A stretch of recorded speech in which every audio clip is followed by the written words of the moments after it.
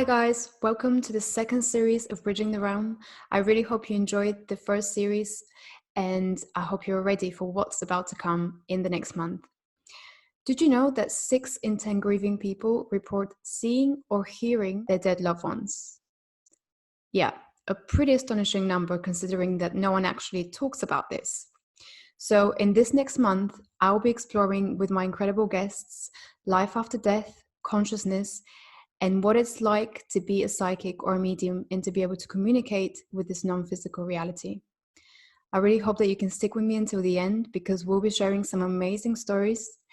And I hope that you can join me on Facebook where you can also share your personal story of any similar experiences that you've had for yourself. This will be a month that you're not going to forget because we'll be uncovering some really, really deep truths about the nature of our reality. So I hope you enjoy this next episode and I'll see you next time. Today, my guest is Asia Strong. She's an intuitive tarot card reader, medium, and a spirit artist driven by a great sense of purpose to be a messenger between the spirit realm and our own. She has studied with a number of very well-known mediums, from Sid Patrick to Scott Milligan, and she has also trained in Astral Travel at the Monroe Institute of Virginia. Asia believes that we're never done learning about the wonders of spirit, and she wishes to share everything that she has learned so far with the world. So Asia, thank you so much for being here. Welcome to Bridging the Realm. Hi, thanks for having me. How are you today? How's everything there? Oh, doing really well. I got a surprise babysitting job this morning for about an hour, so just finishing up with that. Oh, lovely. Well, just in time to get into the spirit stuff now. Yeah. So you've had a really fascinating background. So you do, as well as doing, you're a medium, you're an artist, you also do some jewelry, tarot readings. So that's a lot of stuff. How did you get into that? Yeah. So interestingly enough, it's all kind of started coming together in the last couple of years. So I've recently been told that my guides have really diverse backgrounds. And for a while, it was actually very confusing because I was pulled to Buddhism and I was pulled to art and I was pulled to this and that. Finally, I've come to realize that there is a time and place to put them all together and to use them to communicate with the spirit world. So interestingly enough, they do kind of all intertwine. Yeah, they do, totally. There's always some sort of a link between all of these seemingly very different fields, but they have a lot of similarities. You just dabble a little bit in each, and then one day they kind of all click together. Yeah, wow. Oh, that's really interesting. So tell me about your early years. How did you first start? Because I always find it fascinating how people even become mediums, because from what I know, you're either kind of born with it, with the gifts of being able to see past the physical veil and communicating with spirit, or you can develop it later on in your life. So which one are you? So my family growing up always really had this strange thing with intuitions, and there were some really predictive things that happened with my dad when he was little and his mom. So it's kind of always run in our blood to have like the intuitive nature. I didn't know it could be mediumistic until my dad passed away. And a lot of people come into mediumship either, like you said, they're born with it, or somebody that close to them passes and they start investigating and they start wondering, where did this person go? How can I talk to them? So actually my mediumship really started to develop after his passing. Oh, wow. Oh, that's really interesting. That's kind of actually pretty similar to how I began investigating this as well. Just going into it. Wow. So what was so intuition, so what did you get with intuition? Did you kind of just pick up on people's feelings, or did you have any psychic sort of visions or anything like that? So a lot of my information has come to me in prophetic dreams. Oh, wow. They can be very, very specific. And so I think the most noted example I can give, and I wish I had recognized what it was at the time, for 1 year straight prior to my dad's passing, almost every single night I had a dream of him dying. Oh, and wow. So to me, it was nightmares. And so I would wake up and I would call my parents and they'd say, everything's fine, there's nothing to worry about. Because in the past, I had dreams and things had happened kind of the next day or whatever. And so I kept thinking, Oh, that's so scary. so Wow. I lived in fear of my dad passing because of all these dreams. And interestingly enough, and this can sound horrible, but I don't mean it this way. When he did pass, it was not as bad as the years worth of nightmares that I had about it. So I really feel like it was Spirit's way of preparing me for the inevitability of it, you know? Because Yeah. when he did pass, it was actually a really beautiful event because I was there to kind of almost witness him leave his body, and then I went, was that real? Did I really see that? And so my mom and I walked out of the hospital room like smiling because it was just this like beautiful moment that we had just witnessed, and it was so strange to everybody else. No, yeah, I totally understand what you're saying. Wow, that's probably, I mean, if anyone wants to pass away, that's the best way, I guess. They can do it in such a peaceful way, and your family and their family is there around them, and they can actually kind of feel their spirits leaving in a very peaceful way. I never expected it to be like that. Wow. Oh, wow. That's fascinating. So how did you get started? So did you kind of just go straight after that into investigating what happens? And then, yeah. So because that was so real to me, because my mom and I could both confirm that we both witnessed the same thing, that we both saw him, that he looked happy. And we also looked at the clock right as he passed, and it was noon, right on the dot, just Wow. Yeah. thought. And so I thought, well, let me call a medium. I've never done that before. Yeah. So maybe a week or two later, get on the phone with a medium, and she is revealing information to me that would have been impossible to know other than you being a medium. Yeah. And so to me, that was good proof and good place to start. Mm-hmm. She described we do second lines in New Orleans. So we throw parties for people's funerals. And so he says, thank you for the party. And he's talking about the music and people dancing in the streets. And how would you know that you throw a party for somebody other than that? So yeah, exactly. Especially at a funeral. Yeah. So then it came into, I was getting readings from from tarot card readers and this and that, and every person I sat down in front of said, "You're a medium," and I said, "No, I'm not." and they were like, "Yeah, you should be doing this. Why are you doing this?" And so yeah, I just started taking some classes, and it kind of came to me pretty easily. Oh, wow. That's so interesting. And was there part of you while you were doing it? Obviously, you seemed like you were really interested in kind of getting into that, but was there part of you that was like, no, I don't believe in that, and you were trying to explain it in a very rational sort of way? Yeah, absolutely. And especially you go through, you can even physically see phenomena happen in front of you and then talk yourself out of it later. Exactly. Yeah. Even intuitive information, you're always kind of going to question it. But kind of as Sid talks about, you go from a place of believing to a place of knowing. And I think once you're past believing and into knowing, you stop questioning, you start kind of just taking things for what they are. Yeah, totally. I can totally relate to that. It's kind of, it's almost like there's just too many synchronicities and weird things that happen that there's just no way for you to explain them away other than, yeah, this is real, right? And you wind up exactly in the right place at the right time when you start listening to all the little hints that you think you're getting, and then you follow them, and then they turn out to be really, really great for you.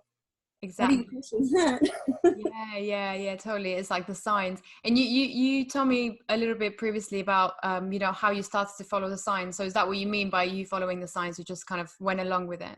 Yes, absolutely. And there were some crazy little things that happened, like a book would fall off of my shelf and lay into a certain page, and then I would read the passage and know what it was for, So it was a combination of things, physically happening, and then my intuition saying, this is the action that you take from this. And so that's how I kind of wound up finding the Metaphysical Resource Center, and that's how I wound up finding all the classes, and then it's just kind of, from there, I can just follow my intuition to see where I need to be next. Yeah. So I wound up in England. Yeah, yeah. Oh wow. So what were some of the kind of major revelations that you came across that were really kind of, you thought, okay, this is very serious, like real stuff. So I wish I had written them all down. Table tipping was a huge moment for me. I don't know if you're familiar with it's like at least 100-year-old practice. And actually, I think it kind of originated. I know the old British mediums used to practice it. So it's divination, where you go around a table and your loved ones comes through the table with the energy of everybody in the room and moves the table as you communicate.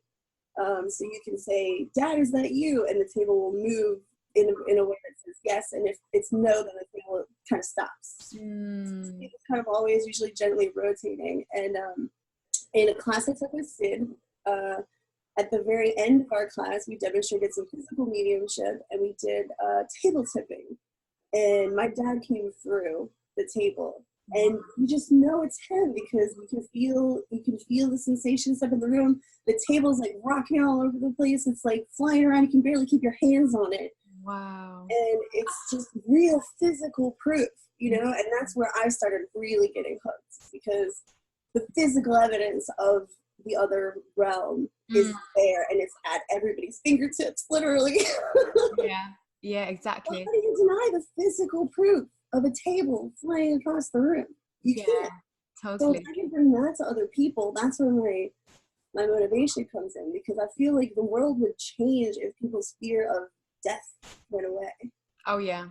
Yeah, I totally agree. Totally. Yeah. There's just so much to learn about this other world that could be so helpful to our physical world. But so this kind of reminds me of the old seances that they used to do, like in the 60s and stuff, isn't it? Or even way before that. But yeah. So so how do you explain this? Like, I'm trying to understand it in terms of like the quantum physics sort of way. So is it the energy of the people who are there that they're using this energy? Yes. So, and also when so Scott Milligan says that it's psychic energy. So it's essentially your energy, kind of you moving the table with the intention of your loved one behind it. Now, this is up for debate, right? Because anything that isn't provable by science right now, you kind of have to go with your gut and what people think. So Scott Milligan will tell you that it's psychic. Other people will tell you that it's true physical mediumship. But what we do know is that it doesn't work without people. And the more people in the room with harmonious energy, the better. And what we do know also is that one person in the room who's hesitant or who is scared, it can drop the energy and you won't be able to produce phenomenon, which is crazy, because when you're trying to prove things to skeptics, it doesn't work. Exactly. Yeah, I know, it's so annoying, isn't it? It's like, this is real, but from what I know, it's kind of like, okay, you can take videos of it too. And the funny thing is, even if you're just touching with your fingertips, it looks like you're pushing the table around, because it's the sheer motion of it. And so unless you're there with your hands on the table and you can see that when everybody's barely touching it, that the table's still moving, it's like because I can totally see people, like skeptical people, going, oh no, it's though they're moving it, it's table. No, this is a table from Walmart, and we put it together yesterday. No, it's really fascinating, isn't it, how it works? But from what I know, in terms of the kind of, when you're trying to prove it to someone who's very skeptical, and is that very energy of not believing that creates this wall, isn't it? That stops this from kind of taking place. And I hate that, because it's like so convenient, but it's their own energy that is blocking them from being able to see and accept all this. Maybe it's just not for everybody all the time. No, definitely. And I think kind of from what I know, it's always good not to try to prove something to someone who's not into this, because it's like, well, if they're choosing not to believe in it, that's completely their choice. You can't. Absolutely. And from somebody from a background who kind of has aversion to those pushy religions, I definitely am not in the market to push my stuff on you, and actually won't talk about it until somebody says, wait a minute, what did you say you do? And I'm like, tell me you're sure you want to talk about it. Yeah, yeah, exactly. Yeah, no, it's but and yeah, I find that when people find it through their own kind of in a natural way, it's you know, they believe in it so much more than you kind of pushing it onto someone and saying you have to believe in this. Yeah, I'm here if you have questions, but yeah, I'm not going to try to drag anybody down the road with me. exactly. Yeah, yeah. And what are some of the other revelations you've had? Any other kind of Let's see. Table tipping was a big one. Oh, my first astral out of body experience. Oh, yes. It was really amazing. So I had been. This is halfway down my path, right? And so it was almost kind of soon after my dad had passed. My fiance had flown to Korea the next day, literally after his funeral. So I'm living alone downtown, and I have all of this time for self-exploration.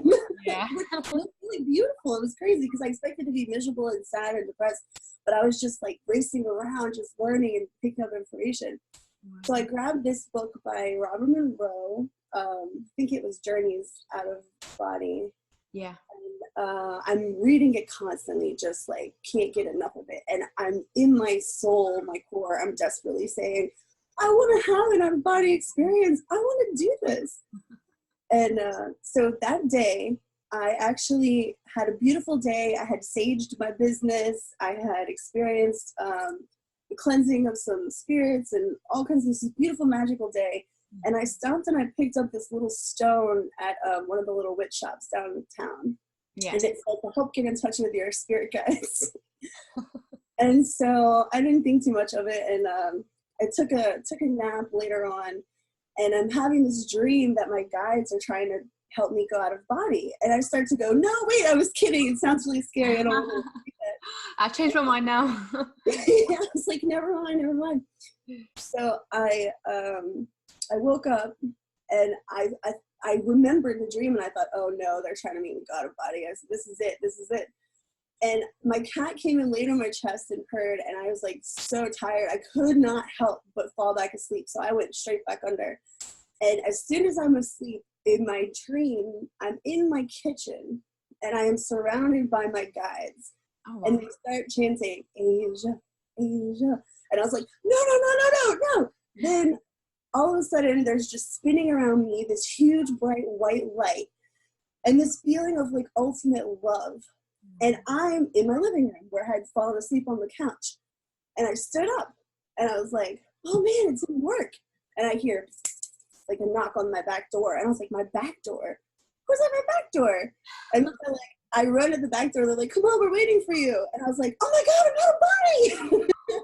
Wow. And so I run to my back door, and it turns into this huge bright white light, and I walk through it.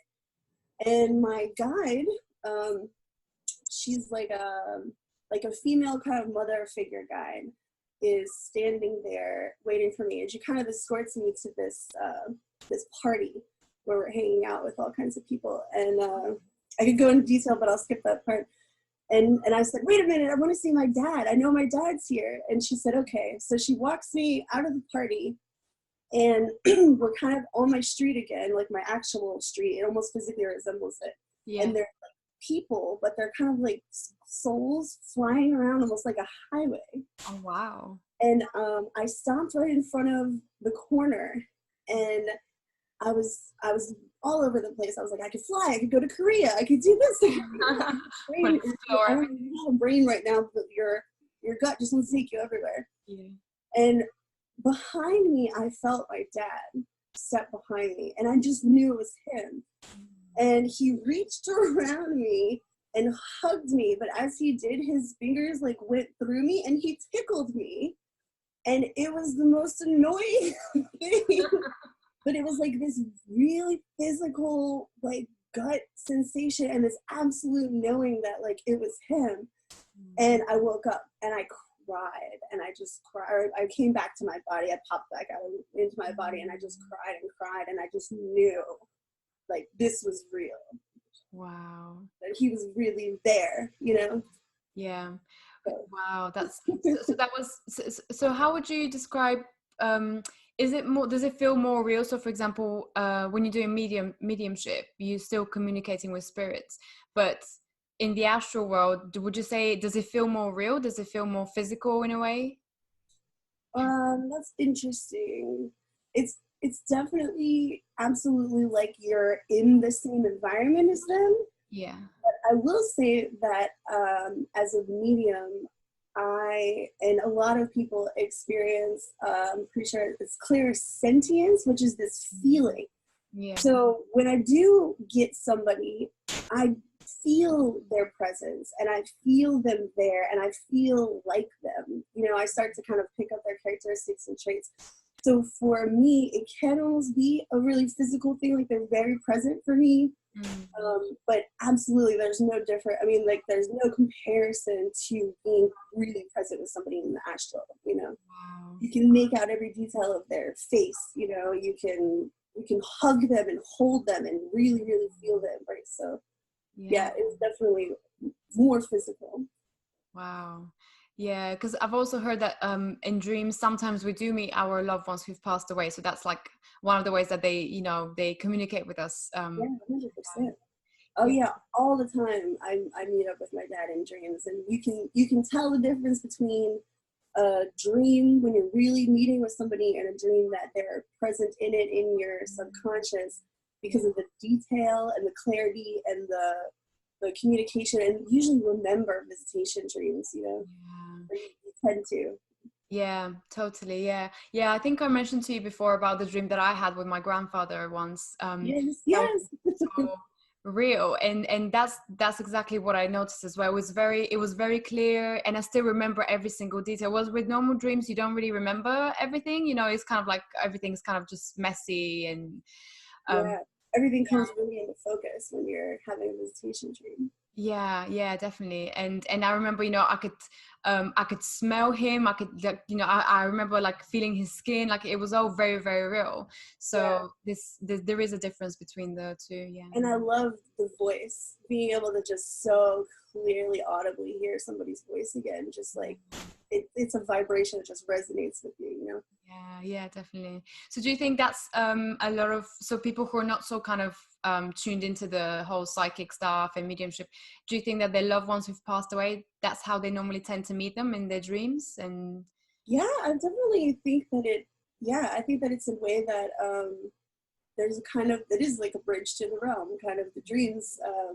Because you can meet somebody there, and I think normal people would just think, oh, I was dreaming of this person, yeah. but the loved one on the other side would know that they were meeting them, that they were present. And I know a lot of people who report those dreams, especially right after people pass. They're like, oh, I dreamed that they were alive. I dreamed that they were back. And I think once you acknowledge in a dream that somebody has passed is almost also a sign that they're there.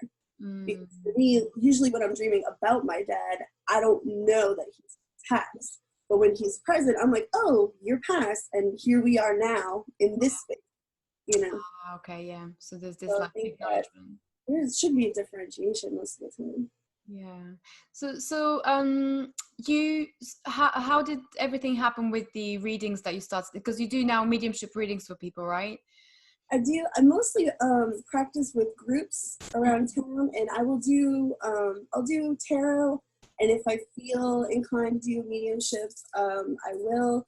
So I think it's really, really important that people are at a sure place before they start charging people for mediumship readings, Yeah. because I wouldn't want to give a reading and make somebody a skeptic. So Yeah. I want to be 100% confident in my mediumship before I start charging clients for strict mediumship sessions. But what I do find is when I do a tarot reading, if somebody comes through, I'll say, is it okay if I bring this person through for you?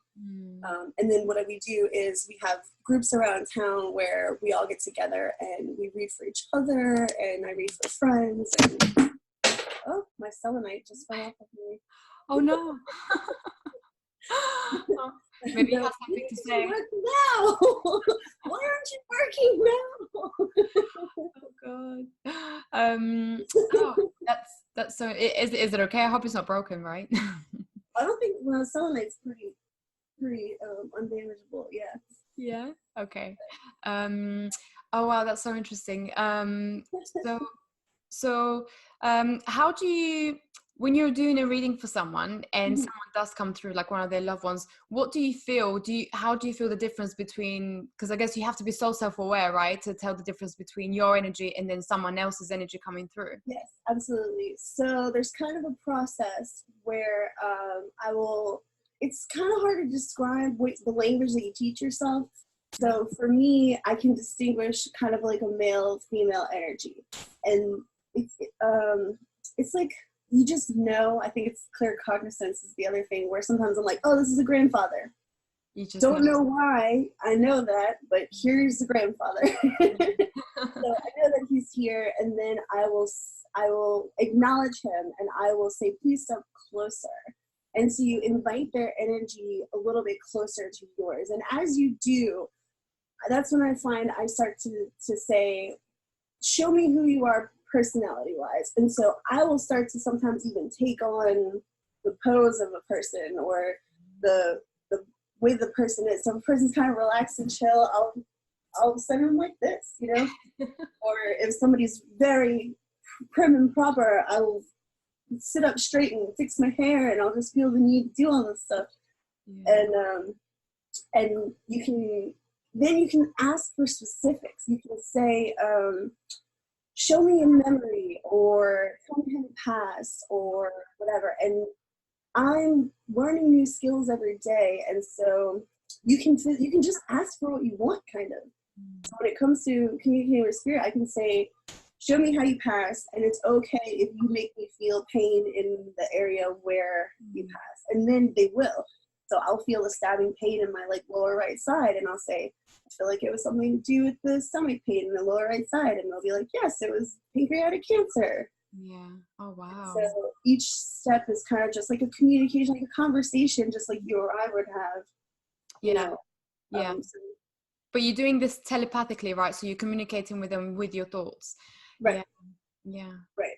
Yeah, absolutely. Wow. That sounds, I mean, you need to did you struggle in the beginning with kind of ordering your thoughts? Because, man, I mean, if you were to get inside my head, it's literally just like thoughts all over the place. No, that is the trick. That is the hardest thing for most people, is to distinguish their thoughts and remove their want to explain all this information. Yeah. So when you are truly kind of in the mode, a lot of times mediums won't really remember things that they said, or they'll kind of just start spouting stuff off. And that's the best time, because you're not questioning the information that's coming through. Yeah. It's really just the information coming through. Yeah. And sometimes I find myself saying things that are a little bit harsh, or a little bit kind of maybe like not the way I would have worded them. And I make sure to say, those are not my words. That was them. That was your loved one. If you recognize that, then yeah. No, I've often heard that as well. A lot of mediums that I've seen doing readings, they're kind of like, don't ask me anything after the reading, because I don't remember like what they say. Yeah, especially if you're doing trance mediumship, which I am not doing yet, but absolutely you're not going to remember anything that happens in trance. Yeah, because you are in a trance. Consciousness. Yeah. So when you're doing mediumship, your consciousness is shifting. So it's almost like, they call it getting into power. It's like you're stepping into this other kind of space between the realms. And so you're in both worlds. So you're fishing a little bit of information, you're kind of feeding it back down. But yeah, a lot of times it's the more you can be over here, the harder it is to communicate with human beings over here.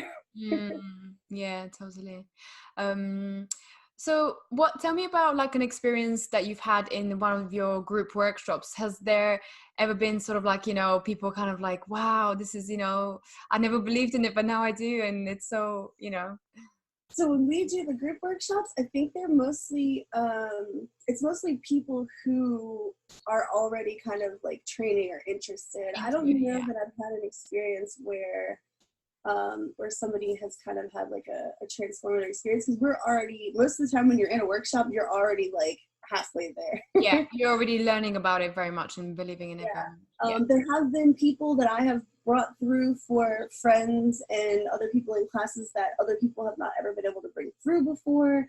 So there have been moments of breakthrough in that aspect. And then people that I have worked with have brought people through for me that other people have never brought through before. So Yeah. there's definitely breakthrough.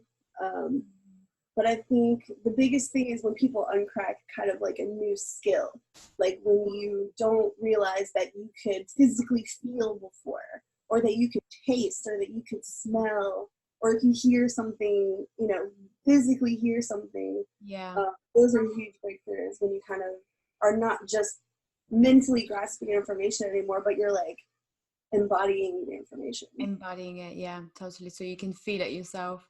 Yeah. Well, so what would you say is the kind of the big difference between psychic, like a psychic reading and a mediumship reading? Because obviously it's kind of a little bit different, isn't it? Yeah, so that is a big distinction, and it's an important distinction that all of my teachers really stress, because what will happen is people will do a psychic reading and call it mediumship. Yeah. The distinguishing factor is being in the power, and what that means is that true feeling of really having that person step into you and step close to you. I think the distinguishing factors are giving information that is something that the participant doesn't know and can later verify. Those are the best bits of information. So if you say your grandfather used to snack on saltine crackers and sardines every Tuesday at 4 p.m., you don't know that, but you can maybe ask somebody in your family, and if they can confirm that, that's amazing information because they can't possibly have been gotten psychically. Yeah. And so there's going to obviously be a little bit of psychic reading, but you really do want to make sure that you're stepped into the aura of the person that you're reading for, so you can properly deliver messages, and it's not just not just psychic. Yeah, totally. Oh wow, so fascinating. Such a because I've been kind of trying to develop my own psychic skills.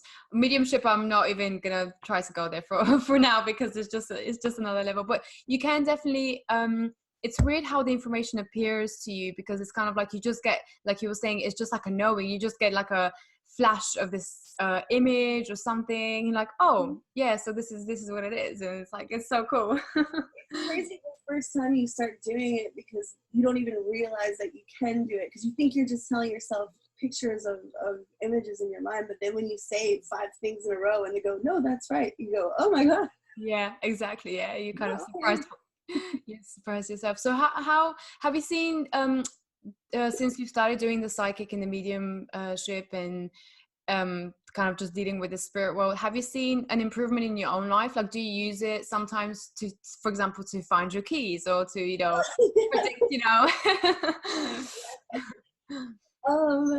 Let's see, I should do that more, honestly. I should.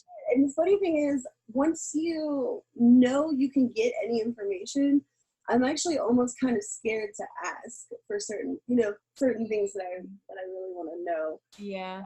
Absolutely an improvement in my own life, because you're just happier, you're just more comfortable just knowing that every little thing that happens to you throughout the day, really in the huge scheme of things, isn't all that important. Yeah. And so the stress that was in my life before, and the panic and the anxiety that was in my life before, like, every once in a while it kind of creeps back in, and then you got to really back up and put things in perspective and say, you know how tiny this little portion of time is. Yeah, exactly. And it just makes you feel better. Yeah, totally. Yeah, I've definitely seen a lot of people who just practice this genuinely. There's always something that they can take away into their own lives, and kind of integrate this knowledge, because you learn so much from doing this work, don't you? Because you're speaking to so many people and learning from so many people. Yeah, absolutely. Yeah. What would you say? Yeah, sorry, go on. Well, what Sid says kind of is, the more life experience you have, the better medium you're going to be, because the more people you bring through, the more you're going to recognize. So if you struggled with addiction, or you struggled with loss or whatever, you bring somebody through who has struggled with addiction, you immediately recognize that, because you've gone through it. So you find that mediums often have these very diverse backgrounds from where they came from, because they've been through 1,000 lifetimes in this one Oops. They've been through 1,000 lifetimes in this one lifetime, and it enables them to do better readings for people. Mm. Is that right? Never mind. Fix it in post. Yeah, Things no, are that's, falling all over the place. They're just trying to. I know. Oh my God, it's like, Maybe the, I know you're here, okay? yeah, the US energy and the UK energy maybe might be clashing a little bit. But it's really interesting. I remember hearing this medium talk about how how spirits are communicating through him. And he said something like they're using the energy in the field of the person, of the medium. So it's kind of like their, like what you were just saying, their knowledge, it's almost like it exists in this non-physical form around in their aura. So it's like the spirits can pick up on that and are using their experience to describe something they're trying to communicate. Yes, absolutely. And so they know how to communicate with you based on things they know you'll be able to understand. Exactly. Yeah. Yeah. Yeah. Yeah. Wow. Oh, that's so interesting. Okay. Yeah. So definitely more life experience helps. And different kinds of people are going to bring through different kinds of people. And yeah, basically what I find is the right person usually finds the right medium because they are guided if they're listening, So the right people will usually sit in front of me, and I'll know that I'll pull through their loved ones. Yeah. Oh, wow. Yeah. Oh, I just had a question in my head, but it escaped me. Oh, yeah. What was the most interesting thing that you've a message that you've received from someone's loved one who's passed away? Oh, let's see. Oh, so I had a kind of obscure specific question when I was reading for somebody. She said that I think it was her grandfather had a brother who committed suicide, and she didn't know why, and they wanted to know why. And so I said, I've never gone in specifically to try to find somebody before. So I made sure to give tons of validating proof to make sure that I really had this person. Yeah. And so he showed me farm life, and she said, yeah, that's right. And I said, it seems like he was kind of the youngest one, and he was made to take on a lot of the work that the older ones, didn't want. And I confirmed that he passed by hanging himself in a barn, which was really specific, but he showed me, and so I was at least able to say, like, yes, this is him. And the only reason was it was the only choice that he ever felt like he had, was that one choice to do that. So every day he was forced to do all this work and forced to do all these things. And I'm getting chills now remembering and the confirmation of it, but that was his way of making a decision. And it was the only decision that he felt like was his to make. And so, yeah, after I was able to give the validation of his life and the work and where he was, I felt comfortable in delivering that message, which again, I'm getting like chills that say like, yes, you got the message right. So that's another thing. I get physical sensations when I'm on the right track. And so I kind of wait for that. They say like that raising the hair on your arms or like the tingling. I get a tingling in the back of my head that tells me like, yeah, you got it. Yeah, those it's like almost like a little proof to say that, yeah. For me it's physical, yeah. And so it helps me just not go, oh, am I making this up? So because the tingling and the physical sensation makes me feel like, yes, you got it right. Yeah, no, that definitely makes a difference. And because I think you mentioned before as well, you're kind of like you're really rational with things like that, so you like to have everything. Yeah, I'm the same. I have some physical evidence that it's real.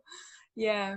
Oh well, this reminds me of this really this one time that I was in class here in London, and we were doing something similar. We were trying to connect, with like a loved one from our family member that we haven't really kind of had any connection with before. But we basically and I was just sitting there thinking, I'm not going to be able to do anything, I'm not good at this, I've never tried it before. But anyway, we sat down and my teacher kind of talked us through everything. And then all of a sudden I just got this like a flash of an image of my grandmother, of my of a picture of my great grandmother that I've never met before. Wow. But obviously I've seen a picture of her and I just had like this image in my head, and I was like, okay, so maybe, she's coming through. But at the same time, I wasn't really believing what I was saying. I was like, oh, I'm just making it up. Mm-hmm. But then as you know, our teacher continued to like talk us through and like relax, close your eyes, and then I just started to get this feeling, this really tight feeling around my neck, like almost like I couldn't breathe. And I was like, oh God, that's strange. Where did that come from? And again, I was thinking, oh, maybe it's just me, it's whatever. And then I continued, and then it ended up being that was my great grandmother, and my teacher could confirm that it was her. And she basically struggled a lot because she was there during the war, and she just saw a lot of death and things like that. And it was just like, wow, that was her. So anyway, I go back home and I tell my sister the story, and I was like, oh, but I don't understand why I had this feeling around my neck. And she was like, didn't our aunt tell us that she hanged herself? Apparently that was a story and I was like, oh wow, that's fascinating that yeah, I felt it. Yeah, the physical sensations that you can really get. Yeah. I remember in a table tipping session one time with a guy named Victor Volmutez in Casadega, Florida.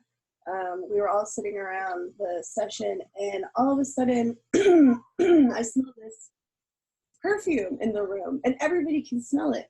And our friend says, oh, that's my grandmother, that's her perfume.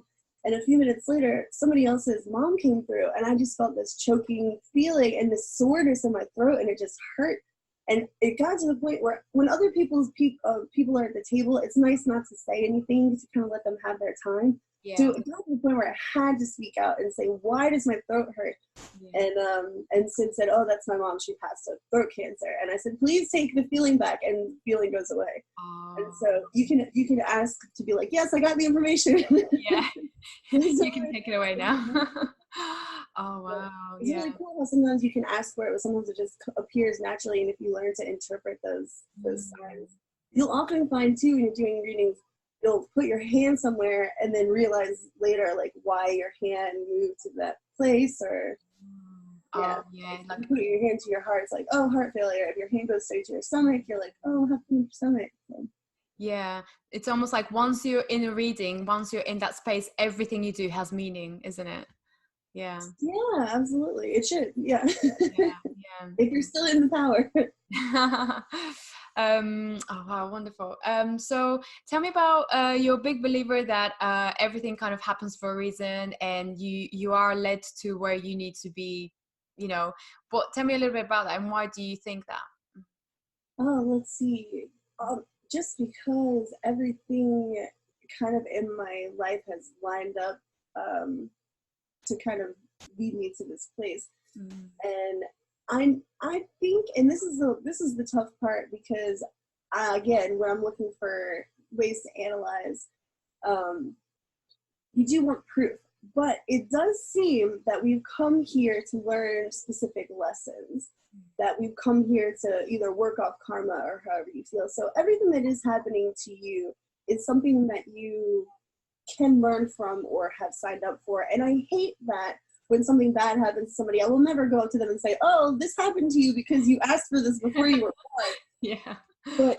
But in my life, I do try to see that. And so I guess just for an example, when I was when I was a little kid, I was always painting, always doing art, always things like that. And just very recently, I've started to be able to incorporate that art into mediumship. So if I hadn't picked up a paintbrush at 5, I wouldn't be able to draw portraits of people now, and yeah, I just believe in all those little synchronicities, because I hear them very clearly. And I wish that other people could hear the same little intuitions and the same guidance that I could hear. Just because even the little tiny coincidences, like look at me rooming with Jade at the Monroe Institute put me in London so I can talk to you, and now we're doing this. It was just like, what if I hadn't taken the class? What if I had roomed with Jade? What if I didn't fly to London? It just seems like right place, right time.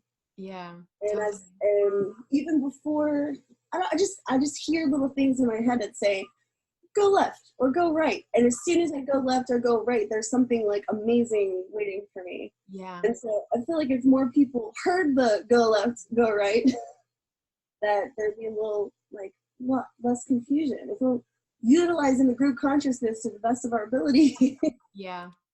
Yeah, totally. all the information is there for you. You just have to grab it. I know, it's like, God, it's just so easy if we just learn how to do it, right? There's so many things waiting for us. No, I very much find that as well. I really struggle with listening to my intuition because I'm very rational, like really, really rational, very logical. Like I have to have scientific proof for everything. But I do find that when I do trust my intuition, and oh my God, it just the most amazing things happen, and I come across the most amazing people or opportunities or just things, and you're kind of like, wow, it's really amazing. Yeah. Yeah, and so hopefully part of what I can do in tarot card reading or mediumship is to help people listen to their own voices so that you don't have to pay somebody else to tell you, like, should I take this job or should I not take this Yeah. job? And so Yeah. at times it becomes it becomes frustrating that I can't teach people to help themselves, which is why I'm motivated to share all my information with people. I don't think I should be the only one that knows how to do this. Yeah, totally. Yeah, no, it's amazing. You know. For people to self-empower themselves, I think that's probably the most kind of the ultimate thing that you can do for anyone, isn't it? Yeah, To empower them. absolutely. Yeah. Yeah, and there's more opportunities. So it's not about money or being there to take people's, money for readings or anything. So if you never have to come to a reading again after I read for you, that's excellent. Exactly. If Yeah. I gave you all the information you need, that's wonderful. Yeah. Yeah, totally. Wow. Tell me a little bit about the tarot reading. How does it work? Because I've been getting into it very much, as in not learning it myself, but I've been listening to a lot of people on YouTube, and I found it so fascinating how it's just so correct. It applies in so many ways. And Yeah. how do you think it works with the Okay, so language with spirit in general is about symbolism for the most part. So if you're doing even a mediumship reading for somebody and in your mind you see this image of a door, right? That means to me they're showing you there's an opportunity in your near future, right? Or that's my translation of it. So for tarot, what they're giving you is a deck of symbolism for you to use to interpret into real life situations. And I think there's a little bit of putting your own energy into the deck and guidance and where to draw the cards and where to cut the deck, because it does always kind of seem to be too perfect. And the cards are so different, to always kind of pull the perfect cards is quite interesting. But for me, I think anybody can read tarot intuitively. I don't think you have to memorize everything about it. I think if you learn a little numerology, like 1 to 10, yeah. if you learn the suits and maybe just a little bit of the major arcana, you can read tarot based on intuition, based on telling a story with the cards. So if you pull 3 cards in order, I try to look at it as like past, present, future. Yeah. And then I look at how the characters are interacting with each other, how they're looking at each other. And I can answer almost any question with 3 cards. Wow. And people have come back to me and said, that thing you said came true. And I'm like, what did I say? Yeah. No, yeah, it's really interesting how they work. But yeah, I find that as well, because I've learned how to do this other, like Dakini, they call Dakini Oracle cards. They're like, different tarot, but it's very much the same thing. It's kind of like you can learn obviously from the book with the actual, like the meaning, the official meaning of the card. But then it really just depends on the reading, isn't it? And what you're getting through with that specific person. Right, exactly. And so I never look at the meaning of the card first. That's always like the 4th thing I'll do if I still don't understand what is kind of being shown to me. But the first thing that pops out on you on the card is almost going to be different every time. So like the moon card, there's 2 dogs on it. There's a moon behind you. There's a little crawfish crawling out of some water. So like, what is your eye drawn to? And what does that mean to you? And what does it mean in relation to the rest of the cards? And then also, if you can't rule out all the little images that pop in behind all those things. Yeah. And that's where real intuitive tarot comes in, is saying, I feel like this is related to your actual uncle. And people going, yeah, okay, that makes sense to me, because I'll just hear the word like uncle or something like that, and I'll go, okay, so this applies to your uncle, but it doesn't say that in the cards anywhere. I just know that's what they're trying to show me from other intuitive information. Yeah, exactly. So the cards are a little bit like a crutch sometimes. I don't think you really need the cards to do a psychic reading. I think they're a good gateway for other people, because you can show them a physical picture, and then it's also a good way to divulge what is going on with them. So usually I'll even say, what does that card look like to you? What do you notice first about that card? Because that's important too. And then often the things people say out loud will be intuitive information in itself. Yeah, totally. Yeah, so their opinion matters just as much, isn't it? Because it's their feelings and their perception of things. Yeah. So I like to incorporate, especially when it's with my friends, I like to incorporate, like, what do you think about that card? Yeah. And I like to explain it to people. I like to read the cards and say, I'm showing you this because this is what appeared. And so I'm not just like reading out of the blue. I'm explaining to you why I'm giving you this information. And a lot of times I think people appreciate that. Yeah, totally. Yeah, I definitely, for me, I love it when people explain things, because I can then get why they're saying that and then interpreting in that way. Yeah. I've been to readings for people whose decks I don't recognize, so I have no idea like what they're reading or why, and they're just saying a bunch of stuff, and I'm like, how are you getting that? Where did that come from?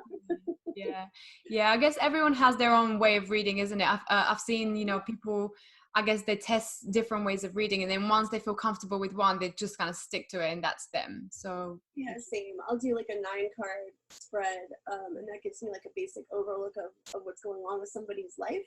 And when I read their life to them and they've got their jaw dropped and they're looking at me like, how do you know that? I know I've done well, and we can go on to the question portion. Yeah, exactly. That means good job. Yeah, definitely. Oh, wow. Yeah, I really like this. So would you say, because I found kind of using all of these, I guess, spiritual tools, you can call them, cards, crystals, anything like that, they definitely help with kind of, I guess, your psychic development, because it gives you something extra to work with. And when you have that confirmation from the other person, it's like, oh, wow, yeah, it's true. Yeah, and the other thing is too, I'm glad you said crystals, because at first, when I first started getting into all the metaphysical stuff, I was like loading myself up constantly with crystals to some degree. But I realized you really can't, you can't put on a bracelet and go, all right, everything's going to be perfect today because I put on this bracelet. Yeah. What we can do is use the stones to amplify your own intention and to use the natural energy in the stone to work with whatever it is that you're doing. And so kind of meld with the crystal, or kind of, use it to that degree. They do have their own kind of inherent, obviously natural energy. But I think it's a lot about your intention, because you can load up anybody with a pile of rocks. It's not going to make their day better. It's about you putting it on, or you using it and saying, this is how I want this to work, Yeah, I totally understand that. Yeah, it's kind of like the it doesn't mean you have to completely replace this with your own work that you're doing on yourself just because you have some crystals that will protect you. Funny little side story about that too. My mom has this it's like this beaded protection necklace. She hangs on her front door. And during one of my astral out-of-body experiences, sometimes I think, let me go try and get mom out. So I'll try to go get my mom, try to see if I can get her out of bed to come travel with me. Never worked yet. But so I came out my front door. We live next door. I came out my front door, and I go to run in through her front door, and I hit the door. And usually I can just walk through things.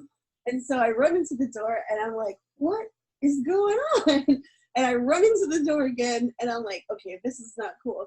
Then I remember that my mom has the protection necklace on the front door, and I'm like, is that really working? Is it genuinely? And I'm like, you know me. And so in my actual form, I'm like, you need to let me in. And so then the door like opened. It just Oh opened. wow. But I was standing there just running into this door. Like, you don't Clearly even that did something. Yeah. it works, apparently. So the intentions are really set to keep out other entities. So it must really work because it kept me out. Mm.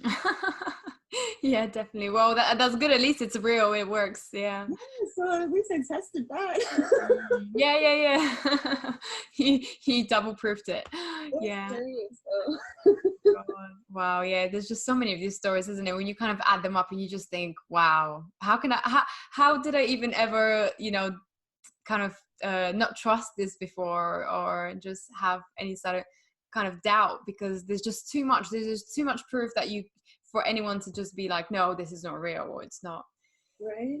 I mean, it's energy. Do you know how much energy we can't see? Can we even just like talk about all the energy, like microwaves, radio waves, and that's just stuff people know about? Yeah. And we see like, what is it, like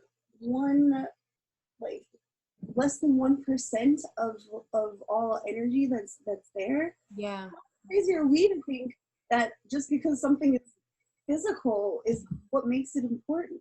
Exactly. No, yeah, Yeah, totally. nuts. It's just like it actually really makes more sense to believe in all the energetic stuff. Mm. Anything about science. Yeah. No, yeah, totally. I completely agree. And I think there's already so much scientific evidence out there, but it's just, for some reason, it's just not filtering through, into our kind of consciousness, into sort of our physical reality as much. It's getting there. I think science is coming along. I think it's actually kind of scary to think about what would happen if there was a huge scientific breakthrough and we could prove some of this, because what would happen? How do people react Yeah. when they are opened up to this entirely new world? Yeah. Is it good? Is it detrimental? Do people freak out? Yeah. Do they backlash? I mean, that's human history. People get angry. Yeah. Exactly. Yeah. So it could be why. I mean, also there's no money in researching this, Mm. right? Yeah, So but yeah, although yeah, there are some people who are saying, well, there's no money because they don't want them to do anything in this. Yeah, but right, no, exactly. thought about that as well. Yeah, I guess yeah, maybe for some people it's just best not to know about this stuff. But I don't know. For me personally, from everything I've seen and from all the people who have kind of gone into this, I've only seen people's lives improve. I've never seen anyone go like lose something like a job, or go insane because of this stuff. It's kind of like, well, No, you're right. It does almost feel like you're going insane, and there is a point when you almost do want to like ditch everything, kind of. So I could see that, but it may not even be the worst thing for you. If you give up everything and go live on a mountaintop in India. Okay.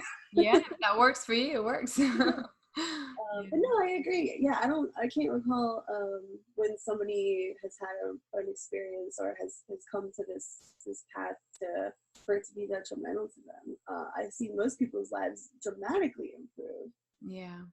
I just wonder, but like you said earlier, when you come about it naturally of your own way, you have a chance to utilize all this information to the best of your ability. But if there was like this crack wide open, now we can see into the other realm. Yeah. How does that affect people? You know what I mean? Say that we built a portal where you could just like go back and forth between here and the astral realm. Yeah. Like, what would that change? Just Yeah. interesting to think about. Yeah, totally. Yeah, I think definitely some people are just not ready for this kind of information. It's a lot. It's a lot to take in. Like even now, I've been doing it for the last kind of 5 years and just learning about everything I can get my hands on. Even sometimes I'm kind of like, whoa, this is too much. This is Tell me about it. I every time I reach something that scares me, or I get to a point where I'm like, oh no, I don't want to know about that. yeah. Okay, we'll put that to rest. I'm gonna leave those to the side for a little while, but I know I'm gonna have to revisit them later. But yeah, there's even stuff that you find out that even I will still say nope. I'm not listening to that part yet. Yeah. Everything in your own time. Yeah, but for me, I think kind of the biggest thing, especially with sort of the mediumship side and learning this whole side about communicating with spirit and spirits of people who've passed away, is I just think all the people who lose who lose loved ones, especially in things like accidents, you know, people who never get a chance to even say goodbye.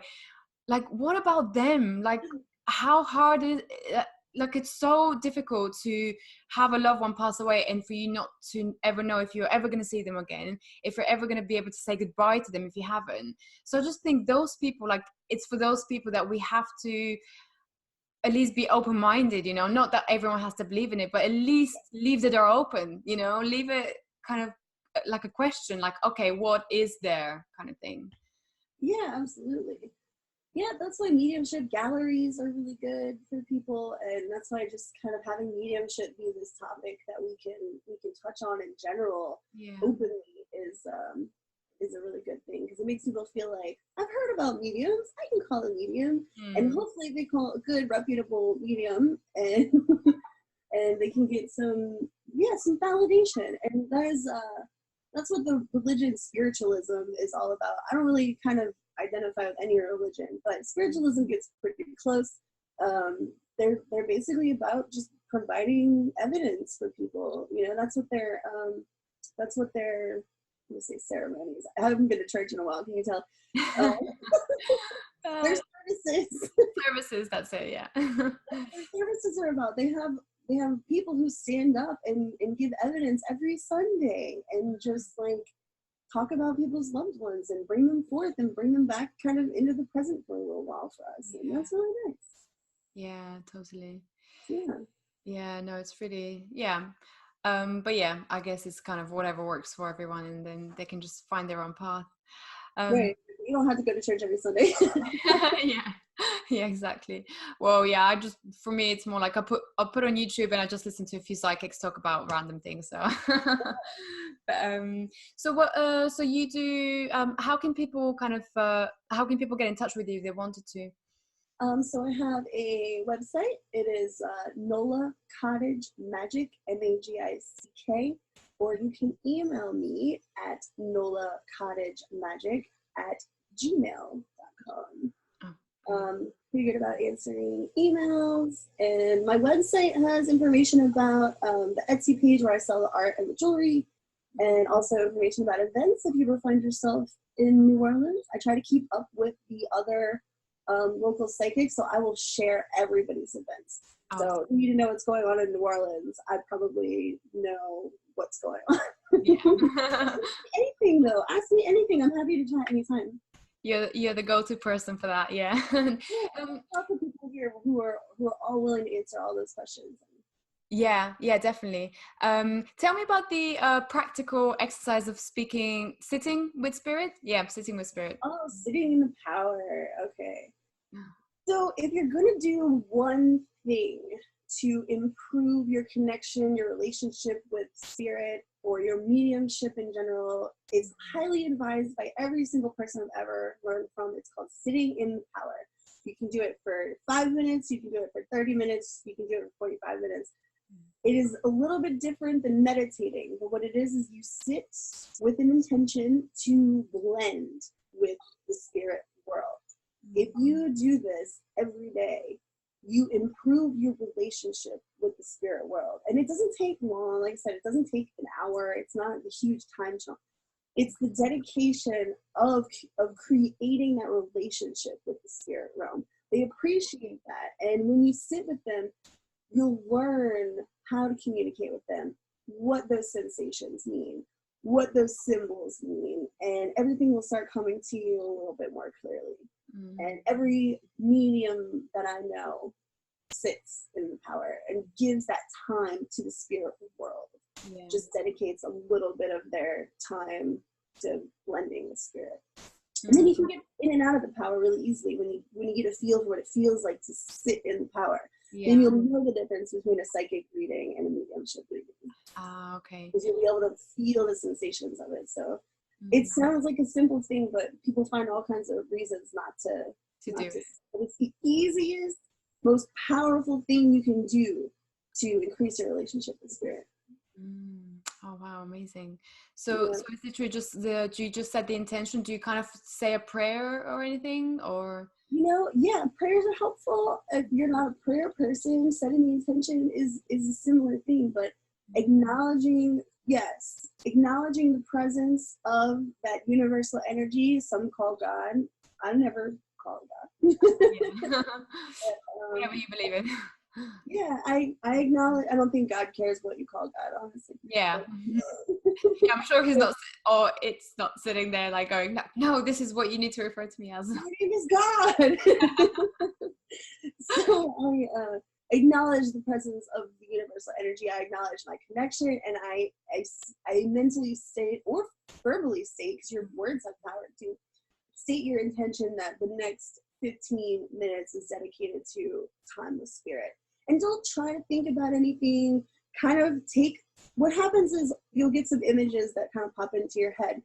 The practice is acknowledge, push, acknowledge, push. And so you want to keep a clear like thought that is not your own thoughts. If you find yourself drifting to your own thoughts of your day, what am I going to make for breakfast or whatever, focus on your breathing.